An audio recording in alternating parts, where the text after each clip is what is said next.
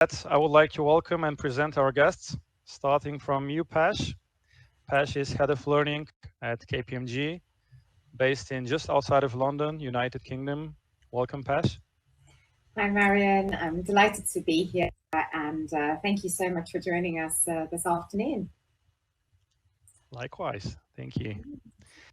And moving on with you, Toby. Toby is a Senior Learning and Development Consultant at CH Robinson, based in Eindhoven, Netherlands. Welcome. Thank you very much for having me. Yeah, looking forward to it. As you can tell, I'm not Dutch from the accent, but I've been living over here for a long time, so I'm half Dutch, shall we say. But now, very much looking forward to this this chat. Glad to have you on board. And I'd like to greet you, Vanessa, your advisor and mentor at Symmetrical, based from Barcelona, Spain. Welcome. Companies. Yes, thank you. Thank you very much for having me here. I'm really looking forward to the conversation. Nice to have you around. All right, let's kick it off with you, Vanessa. So, coming from your experience, what would be the most effective strategies for fostering a learning culture within an organization? Mm-hmm. And it would be great to give us some examples of these strategies implemented. Okay. Well, when I was thinking about this question, I was thinking that it's better to start with what makes learning relevant for an adult. I mean, like, in this Pash, I'm sure that Pash has something to say about this. When we are older, the way we learn is when something is relevant to our context, is relevant to us. So in order for designing and sort of like creating a learning culture, the first thing you have to do is to understand what are those key skill sets, capabilities, knowledge base that you need in each of the different roles of the organization. So I would say that before delving into strategies, we have to understand what is the context in which we are working and really what is necessary for people to learn. So having said that, once you start to designing the strategies, and you were asking what I've seen in my experience that worked. Well, first of all, it really helps if learning is one of the values of the company. And I think that newer companies, or like, let's say companies that have been created more recently, have made learning a part of their culture. And they do, second strategy, very important, communicate that frequently and effectively. And third element, and absolutely fundamental from my point of view, is the involvement and commitment from the top leadership. Like, as you know, culture is always top down. I mean, you can try to do it otherwise, but if we think of a company as a whole, it's normally top down. So it's absolutely essential as a strategy that they are seen, not only say, but seen, committed to that learning environment. So I would say number 4 or 5 would be having quality tools and a quality platform, let's say, and particularly quality materials. I mean, all of us, I think, have sat through horrible computer-based training that the only thing it is like screen after screen of things thrown at you, and that is supposed to be learning. That is not really learning, So I think it's absolutely fundamental if we want to create a learning strategy, that learning is made easy for the person learning. Because we are all in organizations that we're always very busy.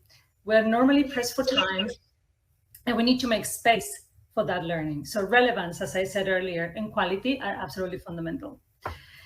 And something that I think is also very important is creating a knowledge sharing environment. It's like making sure that people feel that they can contribute and they can ask their peers for information they don't know, and make it safe. That because you don't know something, you're not going to be seen as someone that is not valuable. It's just like, we all know different things. So it's good that there is a reference, and that's why the good knowledge platform is important, that you have people and you can find what people within the organization can help you with that information that you're missing, or with the skill set that you're missing. And also, very importantly, how you search that platform and find the right information and the right tools at your fingertips without having to spend hours trying to find what's relevant for you at every single moment. And I could go on, but I'm also conscious of time. So I think I'll stop it here. And I would say that in my experience, the best knowledge platforms I've seen and the best learning cultures I've seen have been in professional organizations and in some, I would say, startups / scale-ups that I work with. And the reason why they were great is not only because they applied all of these strategies I was mentioning earlier, is because they really was fundamental for their business model to make sure that people were up to speed with information about a client or learn about something absolutely fast in order to deliver correctly the service to clients. Wow, thank you, Vanessa. Great insight, enablement, leadership, platform, some key words. She gave us a broad spectrum of what a strategy should include in order to be both effective and efficient, right? And adding to that, and also expanding the scope, Pash, when we first met to introduce to each other, you've mentioned that learning agility is a key focus area for you. And I wanted to ask you, how do you enable that in your at your job, and above all, how do you develop this competency in employees and team members? Great, thanks, Marianne. And I think just to lean on what Vanessa has mentioned, it is all about context and making sure that our people are sort of supported and given the right tools to pivot. So we all know, our world is changing. What we need to be doing as leaders and learning leaders as well is creating an environment that really empowers our people to, adapt and respond to the changing environment.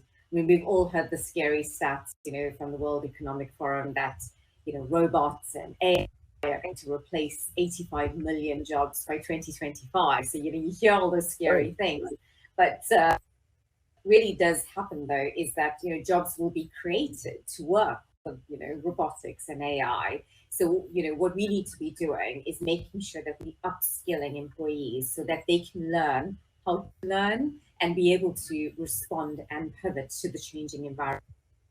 So what I've seen works really, really well is actually creating almost faculties of learning as such, and one of it being strategic accelerators. So if we see that the business is going to be changing in the next 5 years and it's moving towards more AI, machine learning, robotics, we need to make sure that our people are able to learn those new skills so that they can future-proof that business strategy as well. So learning agility really comes into play is how do we respond as a learning organization? And some of the challenges that we experience is that learning can't move fast enough, that the business needs to be moving to these changes. So we need to make sure that we act quickly as learning experts so that we can support our people as they pivot to the new world of work. Yeah. So just a little bit about that, Marianne. And Pash, sorry that I intervene here. Sorry. Something that I forgot to mention earlier, and I think it goes also straight to Pash's comment, is that you must hire people with a learning mindset from the beginning. That really helps creating that agility that Pash was mentioning within our organization and the adoption of the learning culture. Yeah. Absolutely. Yeah. Sure. And I think it's important that it's the number of times that you see in the learning environment that people are scared for their jobs and those kind of things. But I find that as a learning professional and in the learning profession, we don't spend time to develop ourselves and the skills we need, like Pash is saying, to kind of get our own knowledge up in terms of AI and all the other technology that's coming out, so that then we can then be best prepared to support our customers, whoever they be. Absolutely. Toby, we've thought so far, we've considered a bit more the top-down approach, talking about learning strategy, right? How to create strategy and agility and enable the people. But let's switch, right? Let's do it vice versa. In your experience, how can organizations foster a bottom-up approach to learning and development? Why is that important? What's your experience on that? Yeah, I mean, so Vanessa, you spoke very clearly about the top down, and it's not like I disagree with you. I agree that it needs to have leadership understanding what a learning culture is. But I've always been of the belief, say always, I am the belief now, should we say, that it's more important to get the bottom up strategy right, and that the leadership then mirrors that. I don't know if that mirrors is the best way of putting it, but for me, it's about if an individual can understand their own strengths and weaknesses, they understand their position in their career, they know which direction they're going, they're very self-aware, they're curious, again, to what Pash was talking about, they understand what they need to do. And then obviously the communication is clear from the leadership, from their manager, to know what direction they're going, what are the strategies, etc. Then I feel that you've got a much better environment to support. I know that a lot of people talk about the gig economy, this future, that there is, in the future, there'll be no such thing as roles, that you will have a set of skills that you'll be able to support individual projects as they go on. I don't think we're anywhere near that yet. I think probably some companies are doing well at that, but as an industry, we're just nowhere near that. But in order to get to that place, I think that's the direction we're going. Rather than role development, it is skill development. We've heard a lot about that. So as an individual, if I can empower myself, or if I'm empowered, should I say, to be able to develop myself, then no matter where I go, I can deliver what I need. The quote I always love to use is Richard Branson. I don't think he originally came up with it, but I like to quote him, that you should train people to leave and engage them to stay. And I always love that quote, because I think we should be thinking about career development rather than individual personal development within a company, and then understanding that learning mindset yourself and empowering your own learning journey is then, for me, the best way to go. Absolutely. Mm-hmm. Totally makes sense. Pash, are you back with us? Do we have you on board? I was boring you that much, Pash. No, I was like flipping. I was, but I'm back now. All right. So I see a discussion in the chat, or more like comments around psychological safety, and basically all agree, also with a few likes, that this is an important factor in creating a learning culture. And well, that's the key foundation to a learning culture. I would like to share some insights how to foster psychological safety. So Pash, Toby, Vanessa, how would you actually enable that? Maybe Pash, you can start. I think a very important piece, and it really does start with the leadership development and leadership skills. And I think it's an important piece. It's a leader at all levels, so not just from the top down or looking at that piece, but looking at all levels. And really what we need to be doing is focusing on, I guess, the opportunity that you get from learning and growth, and not focusing rather on the failure or the mistakes. So that happens, mistakes do happen, but it's how you as Toby mentioned, having that, my apologies, that learning mindset, having that growth mindset, learning from those mistakes and moving forward. One of the key things that I've always considered, when we share this with leaders, is listen to understand, not to respond, so that you support your people, you nurture your people, so that they have that opportunity to feel safe, and you've built the trust with them. So I would say less blame, more encouragement, more support, and getting them to opportunity from that learning rather than focusing on the failure.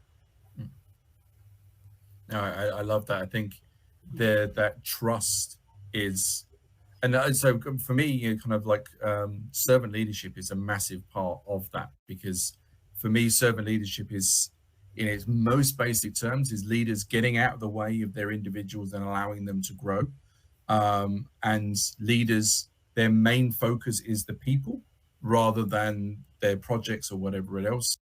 But that trust and empowerment to say, I believe in you, you should go on and do it, and you should challenge me as a leader or anybody in the leadership if it's not the right thing, and then get that feedback back is a very, very powerful thing. I haven't seen it really done well in most companies, at least in my personal experience, but I know it, it can be done. The one book I would highly recommend, by the way, is Tim Clark's 4 Stages of Psychological Safety. Brilliant book. Was really, really helped me to think about what psychological safety was. Well, Tim Clark's 4 Stages of Psychological Safety, Timothy Clark. All right, thank you.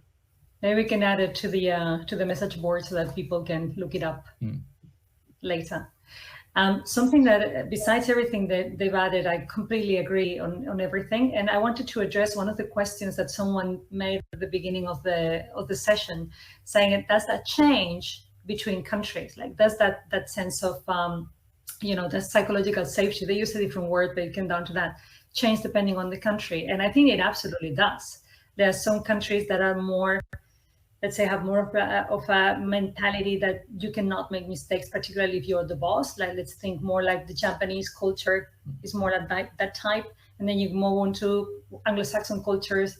You have different cultures for different companies, but overall, that is more allowed. Like, you learn when you make mistakes, you're supposed to learn, and that's part of the learning experience. So I think it absolutely does change. And those situations, the cultural settings limit or sort of like set some boundaries to how much of a learning organization you can create. In some cases you might be able to go faster, in some cases you might have to go slower, so you can do this much or you can do that much. And I think it's something you have to work with. It's very difficult to work outside of the culture of a country. Sorry. I think the interesting aspect with Marion, you talked about kind of how do you train in psychological safety. I was at a conference a couple of weeks ago, and they talked about DEI and about how you can't really train in DEI. It has to be kind of something that's just embedded in as part of the way you turn up with each other and how you're honest. And for me, the two are very linked. You need psychological safety to do almost everything from well-being to D&I to training to everything. So I think for me, if somebody asked me, how do I train psychological safety? It would be a struggle, because you kind of like, how do you train somebody to say the thing, do the things that Vanessa and Pasha have said quite rightly. You're talking about somebody's almost DNA of kind of who they are. It's a very hard thing to do, to just say, yeah, right, we want psychological safe environment, let's train it out. Great. I can see some future topics for next webinars. Joey, let's take some note. I'd like to follow up on that. And Toby, you've mentioned a few minutes ago the topic of servant leadership, and that was also another comment from the chat, that we need a leadership buy-in. So who would like to pick it up? Maybe you, Vanessa. What role do managers and leaders play in creating a learning culture? What should they do and don't do? What are do's and don'ts for leaders to enable learning? I think that Toby and I will have different perspectives based on our approach, which is great, because they're So we're a psychologically safe bubble here. So exactly. So I would say all of the different aspects I mentioned earlier, like for me, the culture of an organization, even though I completely agree with Toby that it's a person's responsibility, and it is in their best interest to have a learning mindset. So it's us ourselves that should, force ourselves to have that mindset. But lots of people are not there yet. And particularly, I think even if you are there, you might be limited as well to the extent in which you can learn, or you can reflect that learning, or use the organization as a learning environment if your leadership doesn't go with you, if the culture of the company is not fostering that. And as I was mentioning, the culture of a company is top down. So leaders play an absolutely key role with that. They play a key role on creating this psychological safety environment. They play a key role, I was saying, in communicating how important and how relevant and why you have to create, you need to have this learning and growth mindset.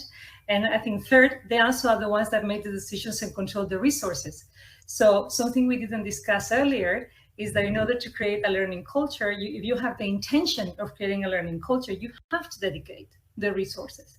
And that's people, and that's also money, because in order to have good enough training materials, good enough, training materials, so training platform or personnel or whatever, you need always resources. So I think that the role of the leader is absolutely fundamental. And that resources is time as well. Of course. Kind of that focus to say, this is our priority and we believe in our values and this is something we need to do. I mean, you're absolutely right, Vanessa, because you can, if you have individuals or even teams at, say, the lower levels creating these very great bubbles of psychological safety and culture, of learning culture, then that will grow and they'll be successful. What a lot of companies tend to do is then go, oh, that team's doing well, let's just replicate that everywhere else. And that doesn't quite happen. And if you don't get, like you said, the leaders on board, the middle management, and especially the leadership, you just start getting silos and you start getting individual teams going, well, we'll just do it this way and we'll carry on. And that team's not going to collaborate with us, so we won't bother with them. And eventually you'll just start losing people because people will say, well, this is not working for me and I'm going to go and find a culture that is best. And I think, Vanessa and Pash, I think you'll know better than I will, that people nowadays are looking for companies with the right culture. It's no longer just a role that's the tick done. It's now the questions are coming out from employees or prospective employees of what culture do you have? How do you work? Not just what do you work? I think a good point there, Toby, and Josh Burton, he wrote an article on how to build an effective learning culture. And he says that culture is hard, not soft. So it's not the touchy-feely things that, some people think they are. They actually all the round of applause at the end of a session or something. Yeah. And it's just, he says that it's a set of behaviors from your leaders. So it goes back to the leader, Vanessa, you mentioned, what do they do when things fail? How do they respond, when people deliver bad news? What sort of example are they, setting from that psychological safety perspective so that, people learn from failure and learn from mistakes as well. So I think that's a good one. I know that, Marion, we were going to come on to measures of success around learning culture, but I was about to ask that, right? It's all fun and games and learning until someone says, well, it actually costs money. So how do you know we are actually successful? What are the measures? I think, learning culture needs to be very business relevant and not just something, that you get happy sheets at the end. So what needs to happen is that, it is always hard to correlate the learning, directed to business growth, but we need to be more use hard evidence to actually show that our learning is contributing to bottom line as well. So we need to be evidence-based. We need to use data that we have available to us to make sure that happens. So, there's things like sentiment surveys that we can send out, but it's all about that leadership style as well and getting that continuous conversation going. So, some measures there. Right. It's a bit frustrating for me, but I'll have to wrap it up. We have some 20 seconds left. It was a pleasure to have you, Pash, Toby, Vanessa. Looking forward to our next event. Thank you for all the questions that we have for our participants. Thank you to our unsung heroes, Joey, Mariana, our team in the background that just made this happen for us. Wish you a lot of fun at the event and looking forward to the next session myself. Thank you all. It was fantastic. Thank you. Thank you very much. Thank you for joining, everyone. Enjoy, guys.